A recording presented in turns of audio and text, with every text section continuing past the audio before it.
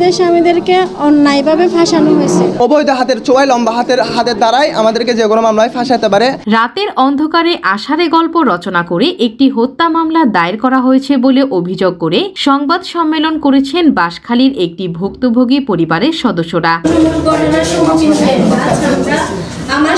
তাদের বিরুদ্ধে দায়েরকৃত মামলা একটি সাজানো গল্পের মতো মিথ্যা ও ভিত্তিহীন বলেও দাবি করেন তারা। মঙ্গলবার দুপুরে চট্টগ্রাম প্রেস ক্লাবের এস রহমান হলে ঘটনার বিস্তারিত তুলে ধরেন ভুক্তভোগী হুমাইরা সুলতানা। তিনি জানান, এই মিথ্যে মামলার কারণে এখন তার স্বামী ও একাধিক নিকটাত্মীয় ফেরারি জীবনযাপন করছেন। চট্টগ্রামের বাঁশখালী উপজেলার ৩ নং খানখানাবাদ ইউনিয়নের ৫ নম্বর ওয়ার্ডের পূর্ব ডোংরা এলাকায় তার শ্বশুর মৃত আবুল কালামের জমি নিয়ে দ্বন্দ্বের জেরে এই মিথ্যে মামলা দেওয়া হয়েছে বলে দাবি করেন তিনি। এটা হচ্ছে একটা স্বাভাবিক মৃত্যুকে কেন্দ্র করে ওনারা একটা দুষ্কৃতরা জড়িত হয়ে আমাদের স্বামীদেরকে অন্যায়ভাবে ফাঁসানো হয়েছে। আমরা এটা সঠিক তথ্য উদ্ঘাটন করে সত্য উন্মোচন করতে চাচ্ছি। ন্যায় বিচার, আমরা ন্যায় বিচারে আসে আজকে এখানে আপনাদের দ্বারস্থ হয়েছি। সংবাদ সম্মেলনে ভুক্তভোগী স্বজনরা জানান, মৃত মোহাম্মদ শরীফের মৃত্যু ছিল একটা অনাকাঙ্ক্ষিত স্বাভাবিক মৃত্যুর ঘটনাকে হত্যা সাজিয়ে মিথ্যে মামলায় জড়িয়ে দেওয়া হয়েছে পরিবারের সদস্যদের শুধুমাত্র জমি আত্মসাতের জন্য অভিযোগ করেন তারা। আমরা এটা নিয়ে বয়ে আছি, ওনার যেহেতু ক্ষমতা বলে একটা স্ট্রোক করা ব্যক্তিকে বা স্বাভাবিক মৃত্যু করা ব্যক্তিকে পোস্টম্যান করে ফেলতে পারছে।